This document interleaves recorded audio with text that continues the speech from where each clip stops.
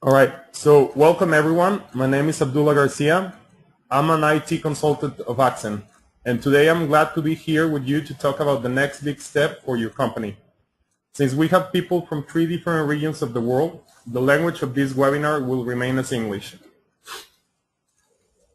So let's take a look at the actual mobile world. We have 3 powerful companies leading this world: Apple, Google, and Microsoft, each one with their own platforms: Android, iOS, and Windows Phone, which we can commonly see every single day in each mobile device. Look around. How does the mobile world work nowadays? Software developers depend on whatever decision these 3 fellows take over their respective platforms. If they decide to bring a new feature or remove one, developers and companies adapt to it. Now, unfortunately, developers and companies not only have to rely on platforms, but also on the features mobile devices have, such as the touch screen, the user interface guidelines, GPS, Bluetooth, wireless, compass, cameras, battery performance, sensors, and nowadays NFC. Even when all this sounds logical, it isn't at all. With that said, now let's look at some actual numbers of the mobile world impact. There are more than 700,000 apps on the App Store, more than 500,000 apps on Google Play, and around 150,000 apps on Windows Phone Store. It is very clear that mobile is our present and our short-term future. It has impacted all markets, achieving outcomes such as making mobile coupons get 10 times the redemption rate of traditional coupons. Financial forecasts visualize that mobile marketing will account for 15.2% of global online ad spend by 2016. With that said, what are we missing? What are some companies doing right that others not? They are investing, trusting, and using science to achieve the impact and success they desire. Let's look at the actual picture among most companies and business.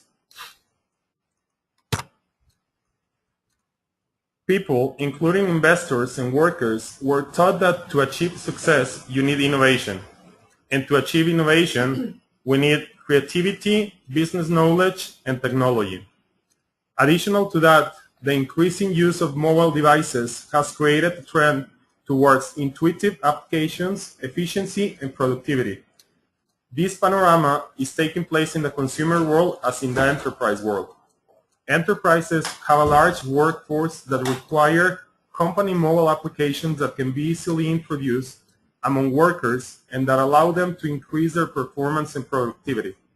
Some years ago, this formula would have been enough. Today, it isn't. We need a powerful key in the equation to achieve success: scientific knowledge. Scientific knowledge has become the key to a whole new world of opportunities. We're not speaking about opening a frog or combining some chemicals. We're speaking about the science that powers Google Search, Siri, impressive CRMs, Kinect, and other amazing products in the market. So let's talk about what scientific fields have revolutionized the world, how they work, and how can we use them in our companies. These fields are natural language processing, data mining, machine learning and pattern recognition, computer vision, and neuroinformatics. You might not be familiar with them, but after this presentation, you will know what they imply and how to use them. Let's begin with natural language processing.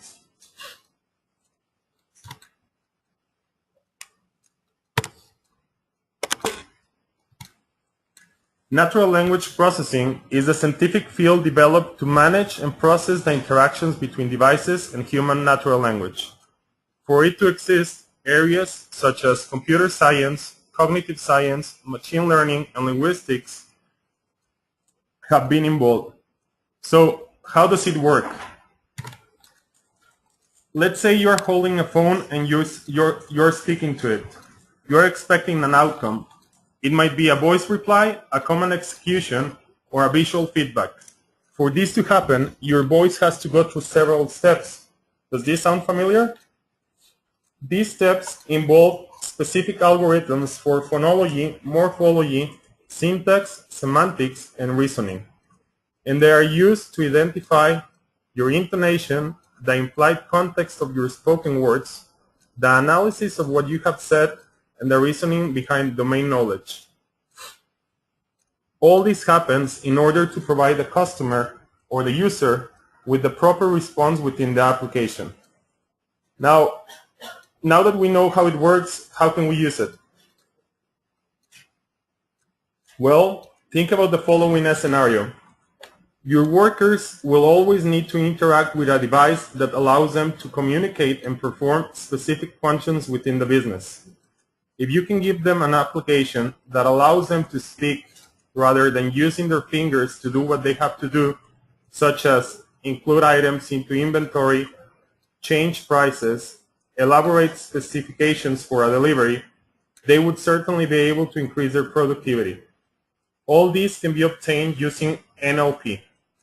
In other words, you can have within your application features such as machine translation, natural language generation and understanding, question answering, and speech recognition. Now, since information is power, let's talk about data mining. Data mining is a scientific field that processes large data sets attempting to discover unknown patterns, unusual records, and dependencies. It brings together computer science, statistics, and machine learning. So, to use information proactively, you need to understand it and discover useful facts. To achieve that, there is a process involved. This process is called the cross-industry standard process for data mining. And it all happens in 6 steps: business understanding, data preparation, modeling, evaluation, and deployment. Now, you wouldn't have a person or a group of analyzers trying to go through all the data that you have in your database. It's certainly a lot. That's what data mining and data mining design algorithms can do for you. These algorithms allow us to identify tendencies that were not obvious to the human eye, patterns of behavior in our markets, issues in our data, among other things. Can you imagine implementing data mining algorithms within your business applications that alert you of an existing problem within your processes? Or better yet, implementing algorithms capable of telling you what precaution decisions you can take due to the previous statistics analyzed within your processes, such as avoiding late deliveries because the algorithms identified that a specific route normally presents some trouble to the driver on a specific day of the week at a determined time? Yes, all this can happen through data mining without having some error-prone human analysis. Additional to that, things such as market segmentation, fraud detection, direct marketing, and trend analysis can be obtained from data mining. Now, we have mentioned algorithms during the previous 2 fields. It is time for one of the big brothers among these fields to show up. It is called machine learning and pattern recognition. It is a discipline responsible of the development of algorithms that use empirical data from sensors or databases. It relies on computer science, statistics, and probability. So we have 2 main types of algorithms, or also called learning methods. The first one is called supervised learning. These algorithms were designed to infer a function from labeled training data. An example would be giving a huge set of data that tells how many items per month your company has sold and the factors involved in these sellings. Then the algorithm would be capable of receiving a set of estimated factors and determine the amount of items to be sold within this scenario. On the other hand, we have unsupervised learning. Unsupervised learning are algorithms created to identify a hidden structure in unlabeled data.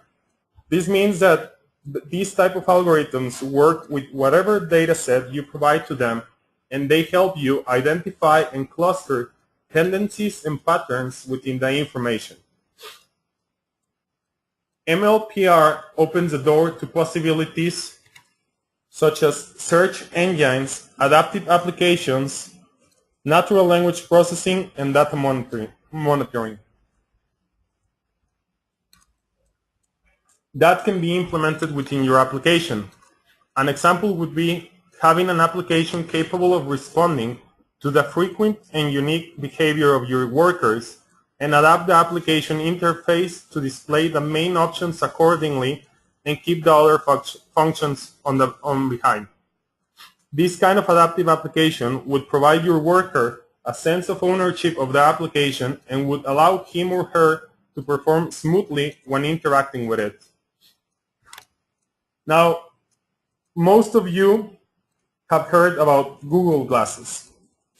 Google Glasses rely on a powerful field called computer vision. Computer vision is a scientific field responsible of acquiring, processing, analyzing, and understanding images and high-dimensional data from the real world to obtain numerical and symbolic inferences. What this means is that computer vision also works with our real world. And it involves knowledge areas such as computer science, statistics and probability, physics, and imaging. Now, it works the following way. You acquire an image. It might be directly or indirectly.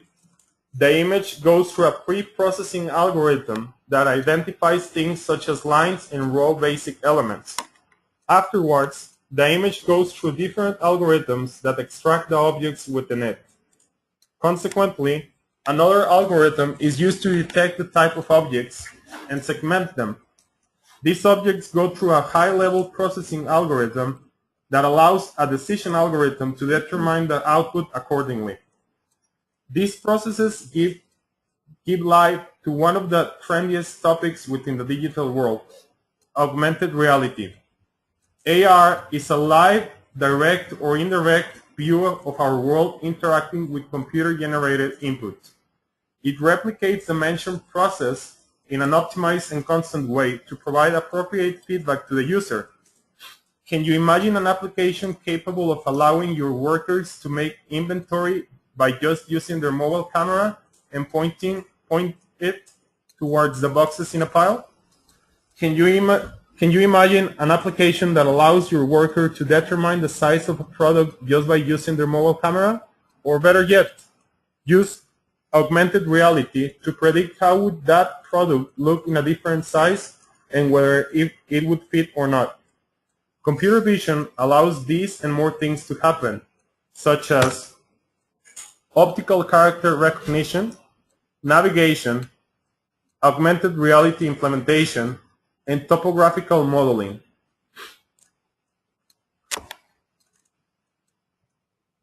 Now, last but not least, we have neuroinformatics.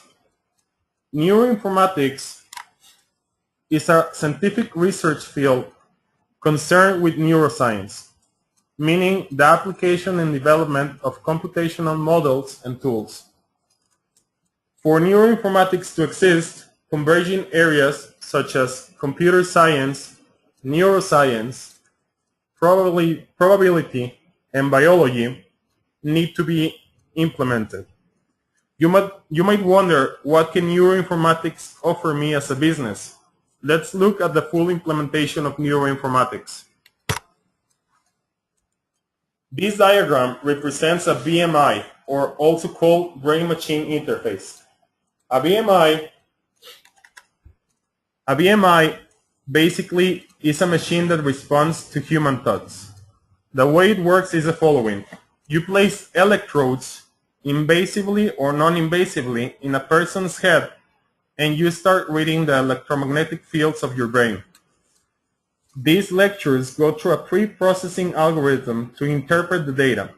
Afterwards, A feature extraction algorithm helps to identify different structures, and the structures are passed to translation algorithms that identify what the person is thinking about.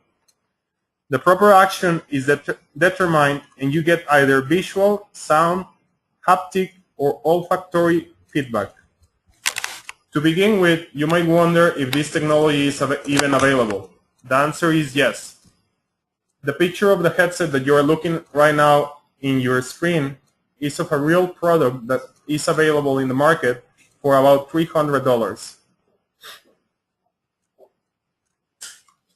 With this said, imagine an application that responds to your worker's thoughts. If a person is working under pressure, analyzing his or her brain responses would allow this application to display suggestions within the user interface in order to keep productivity and workers' health in an optimal level.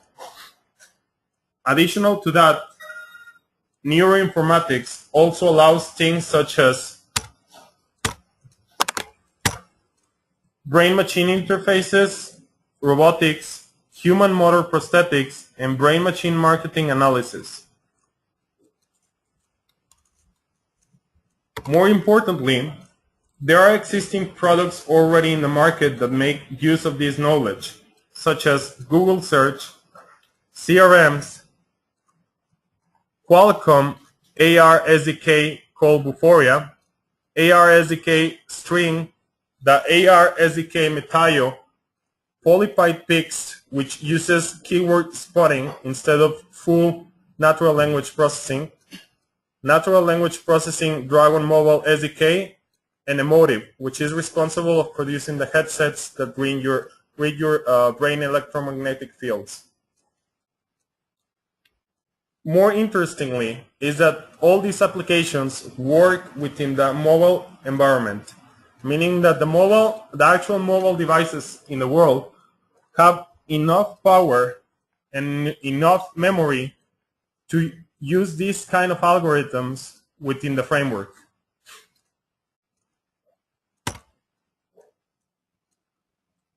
If you have any questions or comments during the webinar, please type them here in the chat so that we can answer as soon as possible. There will also be an opportunity at the end of the webinar for questions and answers. Did the key open your world to new innovative ideas?